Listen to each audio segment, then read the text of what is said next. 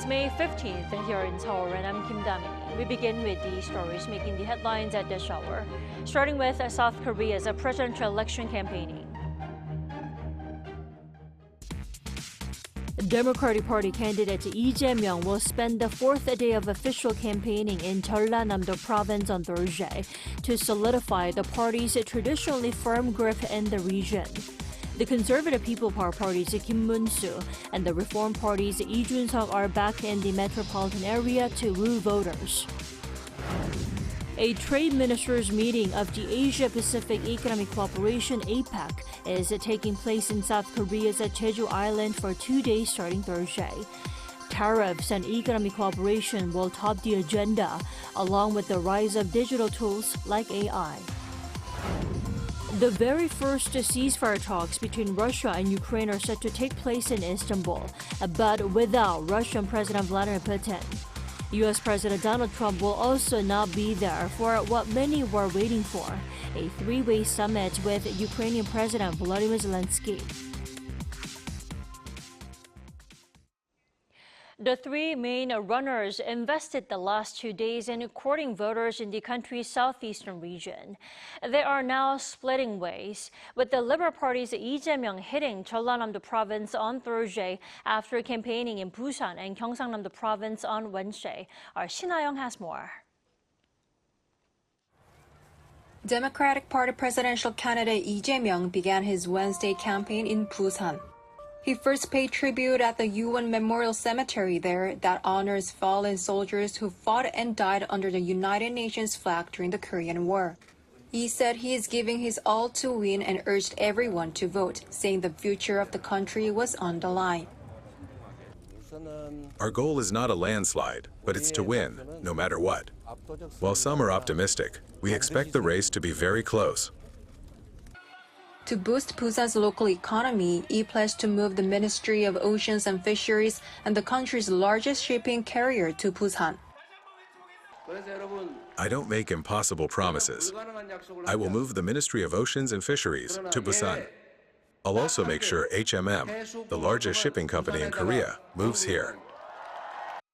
Lee's visit to Busan is part of his campaign across the southern regions, traditionally considered conservative strongholds, as he aims to win more support there than in the last election. After Busan, he visited Changwon in Gyeongsang-do province. There, he emphasized national unity, saying the upcoming election isn't just about choosing a president, it's about people's lives, their future, and the direction of the country. He also said that both the party and he himself are ready to serve as tools for the people, asking for their support. Lee then headed to Gyeongsang, a major hub of the shipbuilding industry. Ahead of the visit, Lee announced his shipbuilding policy, pledging to strengthen South Korea's position as a maritime powerhouse through what he called K-shipbuilding.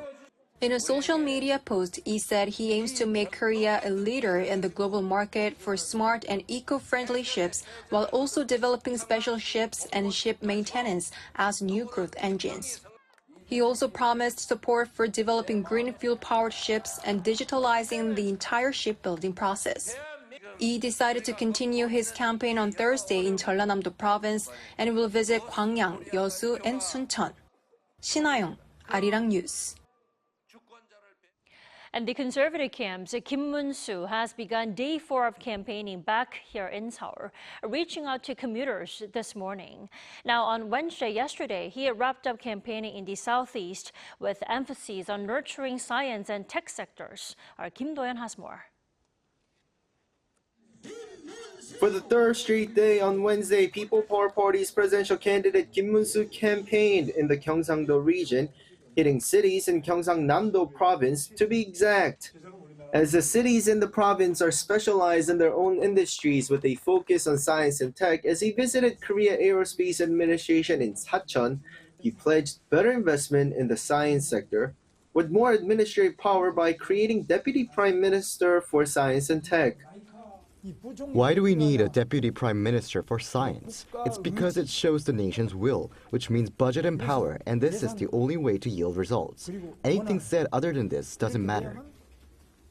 Kim Moon-soo says without science and technology, there is no future, adding that while it may not bring in votes, Any leader who cares about Korea's long-term growth must invest heavily in the field.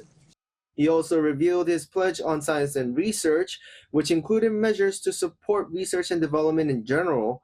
But one aspect that stood out was his pledge to send a man to the moon in 2032 and have a Mars rover project by 2045.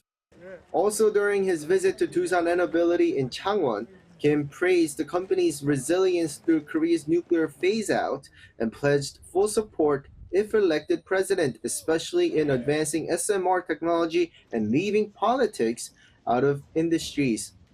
Doosan is a company for the Czech Republic's Dukovany power plant project. Kim is now expected to wrap up his first extended visit to a region and return to the capital region. To wrap up, Kim started off in Seoul, then went southward, stopping by Daejeon and ending up in Daegu on the first day. For day 2, he started in Daegu, then went to Ulsan and ended in Busan, all major metropolitan cities, and did his tours around Gyeongsang-do province. This region is typically known as a conservative stronghold. For reference, throughout the Gyeongsang-do region, there are 65 congressional districts, and during last year's general election, only 6 parliamentary seats were won by the liberal side. That said, a lot has happened since the general election, and Kim could be trying to solidify his supporter base first, then head to other regions. Kim Do-yeon, Arirang News. And the Reform Party candidate Lee Jun-suk is also back here in Seoul to garner support in the capital area. Marking Teachers' Day today here in the country, is sitting down with the teachers to listen to their voices. Yesterday, on Wednesday, he spent the day in Busan targeting younger voters at universities. There, he carried out his campus cafeteria outreach by having lunch with younger voters, which he'll continue to do so at a university in Seoul on Thursday. Also, while in Busan, he pledged to push ahead with the construction of the new international airports on Jeju Island and a new baseball stadium. A trade ministers' meeting of APEC members is taking place on South Korea's Jeju Island for 2 days starting Thursday. Now, ahead of the event, APEC members on Wednesday agreed to establish a fund for young people. Our Bae-eun-ji tells us more. Member economies of the Asia-Pacific Economic Cooperation have unanimously approved to establish a fund aimed at supporting and empowering young people. This was agreed upon during a 2-week-long senior officials meeting in South Korea, which will be held up until this Friday. More than 3,000 officials from APEC member states have gathered here at the southern resort island of Jeju for the second senior officials meeting and other related meetings, as South Korea gears up to successfully host the APEC summit later this year. This idea of a future youth fund was earlier proposed by South Korea last November at the APEC summit in Peru. The Korean government announced Wednesday that it plans to provide an initial contribution of $1 million.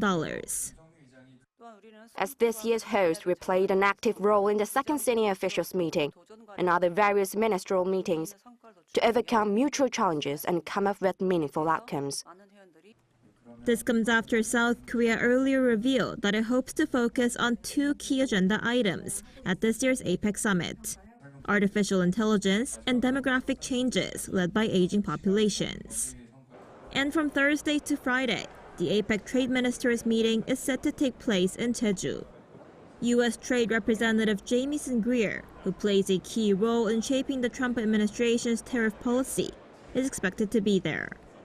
The executive director of APEC said the officials will discuss ways to keep trade open and integrate digital tools such as AI into trade facilitation. And this is why tomorrow's meeting of the ministers responsible for trade is so important. As executive director of the APEC Secretariat, I've seen firsthand how challenging these times are, but I've also seen how APEC continues to serve as a space for economies to work together, even when views differ. Bae-eun-ji, Arirang News, Jeju. The Kremlin has announced a list of officials heading to Istanbul for peace talks with Ukraine. However, the list does not include Russian President Vladimir Putin, shooting down prospects of direct talks with Ukrainian President Volodymyr Zelenskyy. Lee Seung-jae reports. After remaining silent on who's headed to Istanbul for peace talks with Ukraine, the Kremlin has finally announced the list of officials taking part. The delegation will be led by presidential aide Vladimir Medinsky, who was present at the first attempt at peace talks in Istanbul back in March 2022. Along with Medinsky, Deputy Foreign Minister Mikhail Galuzin, Deputy Defense Minister Alexander Fomin, and the chief of Russia's military intelligence agency, Igor Kostyakov, will also be at the talks. Not on the list, though, is Russian President Vladimir Putin, who many speculated could be involved in direct talks. Despite a much-anticipated sit-down between Putin and Ukrainian President Vladimir Zelenskyy, no such talks appear to be on the horizon. With Putin seemingly out of the picture, U.S. President Donald Trump has also decided not to go to Istanbul. According to Reuters on Wednesday, citing a Trump administration official, Trump has decided to skip the peace talks. The U.S. leader has said over the past week that he was considering coming to mediate talks, raising hopes for a trilateral summit between the leaders of the U.S., Russia, and Ukraine. Zelenskyy had called on both leaders to come to Istanbul and also said the presence of Trump could have a major impact on the negotiations. 이승재, Arirang News. The Kremlin's list of officials attending Ukraine peace talks in Turkey revealed that Putin thought it was better not to sit down with his Ukrainian counterpart Zelenskyy for the negotiations. We discussed this more with Professor Robert Lawrence. Welcome, Professor Lawrence. Good morning. Thank you for having me. Thanks for joining us. So, Professor Lawrence, why do you think Putin decided to skip the ceasefire talks this time? I think there are a few issues as to why he decided not to come.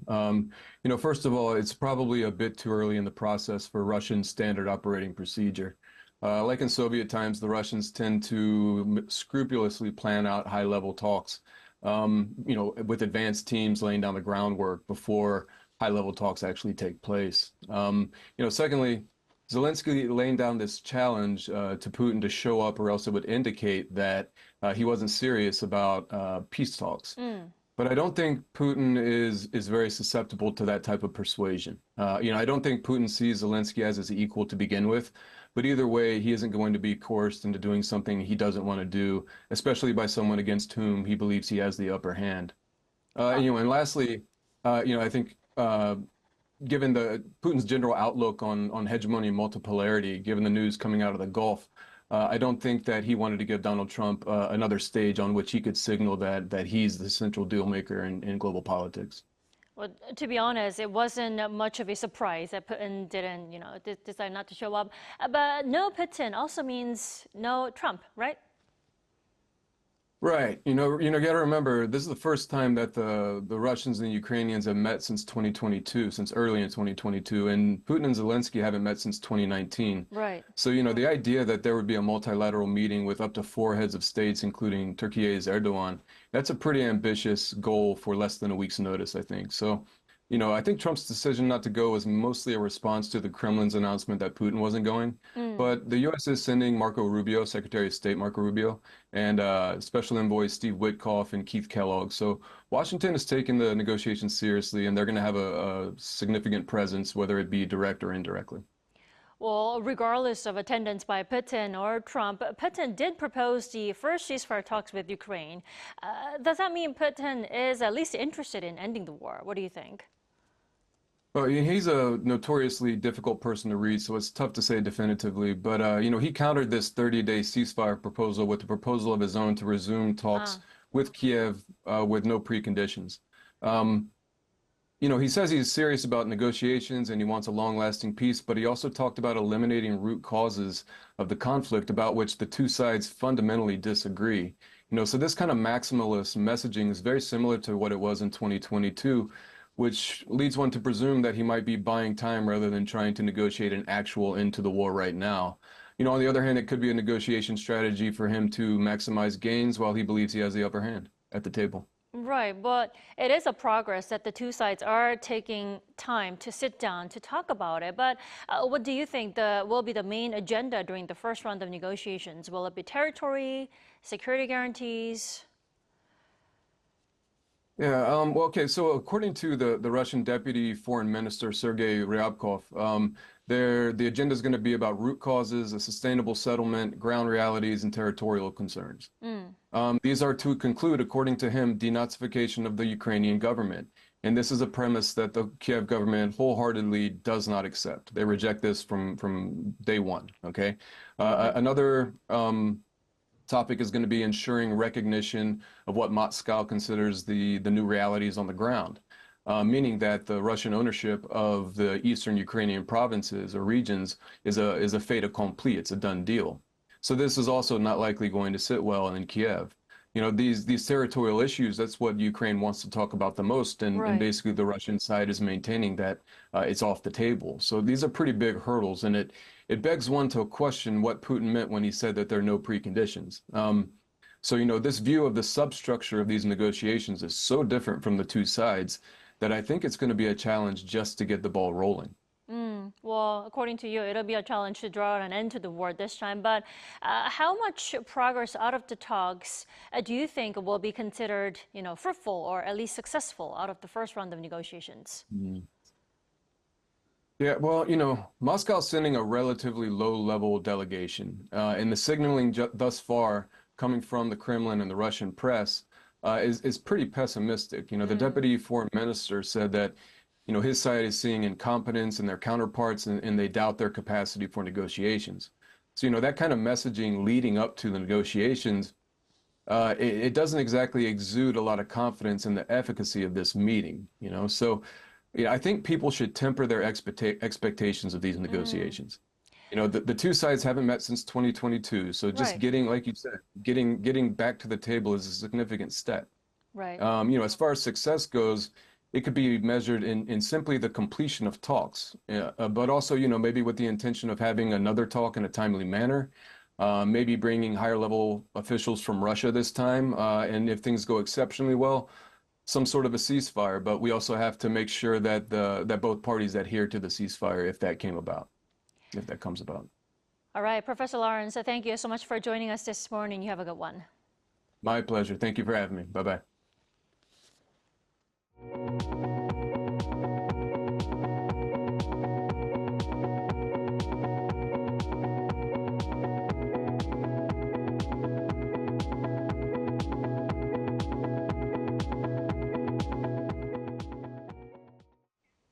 U.S. President Donald Trump is in Doha as the second stop of his Middle East trip, where he signed a $1.2 trillion security and economy deal with Qatar, including record-breaking jet orders, energy projects, and defense contracts. Our Shin Se-byuk has the details.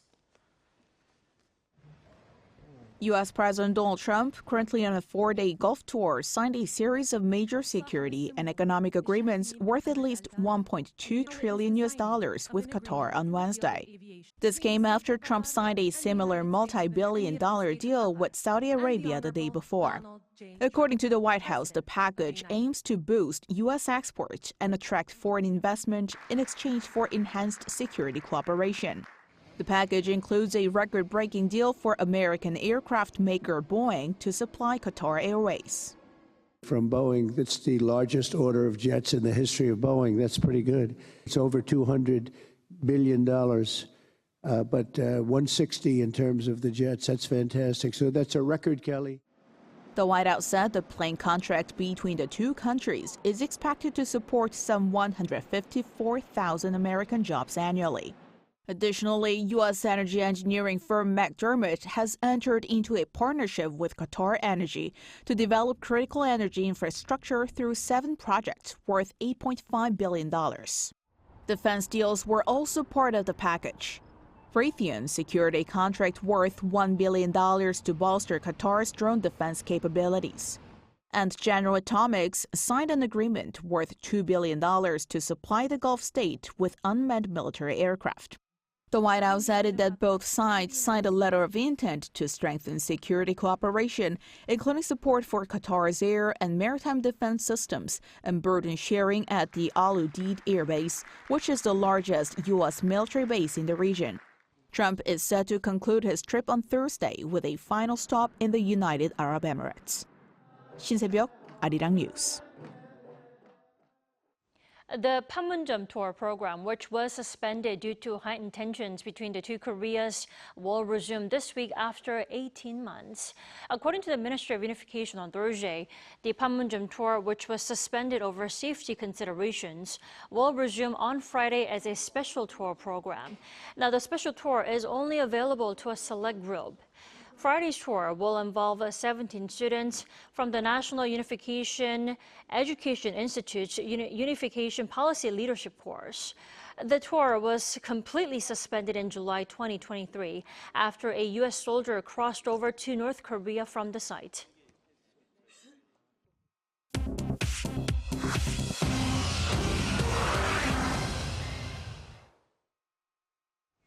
Good morning, I'm Choi Ji-hee, and this is The World Now. Following U.S. President Donald Trump's reinstatement of a maximum pressure policy on Iran and a series of recent nuclear talks between Washington and Tehran, the United States has issued new sanctions targeting Iran's ballistic missile program. On Wednesday, the U.S. Treasury Department unveiled fresh sanctions aimed at curbing Iran's efforts to domestically manufacture components for ballistic missiles. The announcement came during President Trump's visit to Saudi Arabia, where he emphasized the need for Iran to cease its nuclear ambitions and activities aimed at destabilizing the region. He stated that Iran must stop sponsoring terror and end its support for regional proxy groups.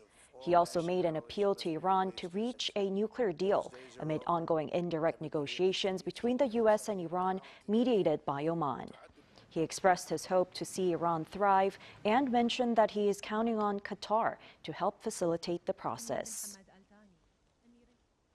To strengthen relations with Latin America and increase China's influence in the region, Chinese President Xi Jinping hosted a summit with leaders from Latin America following a previous summit with his Brazilian counterpart. On Tuesday, President Xi convened the fourth ministerial meeting of the China CELAC Forum in Beijing and welcomed Presidents Luiz Inácio Lula da Silva of Brazil, Gustavo Petro of Colombia, and Gabriel Boric of Chile. There, China pledged an approximately $10 billion credit line to support projects in Latin America and offered visa-free travel to citizens of some countries in the region. Colombia has also joined China's Belt and Road Initiative, and agreements have been made for more cooperation in clean energy, artificial intelligence, and infrastructure development. Pope Leo XIV will officially inaugurate his papacy with a Mass in St. Peter's Square in the Vatican on Sunday, May 18th. During the Mass, he will receive the pallium, a white woolen stole worn over the shoulders, and the fisherman's ring, traditional symbols of papal authority. While addressing members of the Eastern Catholic Churches on Wednesday, he vowed every effort to work for peace in the Middle East and Ukraine. The pontiff has also made his first social media post on his official Instagram and X accounts on Tuesday, reiterating peace. The new pope shared several photos of his first few days after being elected on May 8th, along with the message, "Peace be with you all," in English and several other languages. In Austria, two new giant pandas from China, female Lan Yuan and male He Feng, found new homes in Vienna's Schönbrunn Zoo on Wednesday. The 5-year-old panda's arrival follows the return of the zoo's previous panda pair to China in late 2024 and is part of a new round of a 10-year conservation cooperation between Austria and China, which began in 2003.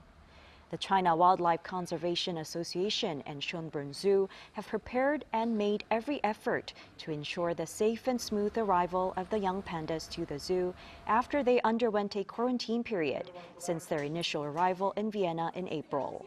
The pandas can now be seen by the public in their newly renovated enclosure at the zoo.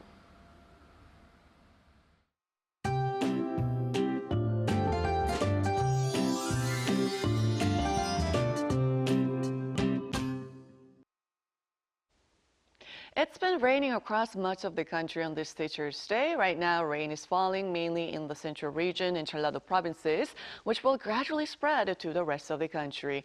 And this round of rain will not be a long-lasting event. Most areas will see it clear up by the afternoon with 5 to 20 millimeters in the forecast. Today's rain will bring a pause to the early summer warmth we've had. July-like temperatures in Daegu will cool down this afternoon. In fact, daytime highs will be 1 to 8 degrees lower today. So we're getting up to 20 degrees, Busan at just 19 degrees Celsius.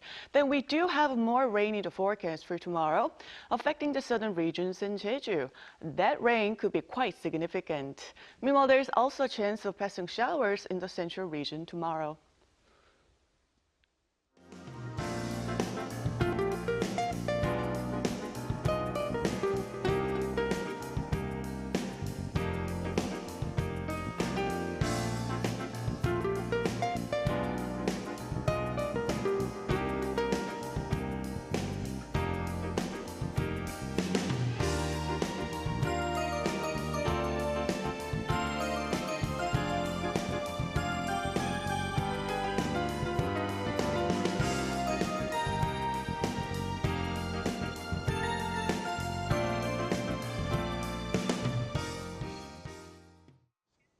We thank you for watching New Day at Arirang. Arirang News will be back at 5 p.m. Korea time. Until then, goodbye.